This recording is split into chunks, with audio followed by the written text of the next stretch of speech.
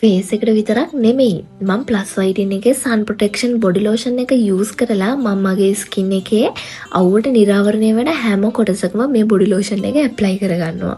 මොකද මට කලින් සැරේ වගේ මගේ ස්කින් එක පාට දෙකක් කරගන්න ඕනේ නැහැ. ඊට පස්සේ මම ලිප්ස්ටික් එක යූස් කරනවා.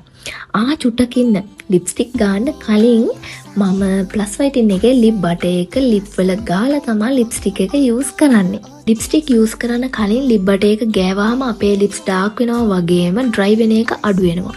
ඉතින් මම දැන් ලෑස්ති වෙලා ඉවරයි මගේ ස්කින් එක. එතකොට ෆේස් එක වගේම ලිප්ස් දැන් සේෆ්. අවුවට බෑ ආයෙ මාව කැත කරන්න. ඉතින් මම මගේ බ්‍රේස්ලෙට් එක එතකොට සන්ග්ලාස් දෙක දාගෙන යන්න තමයි රෙඩි වෙන්නේ.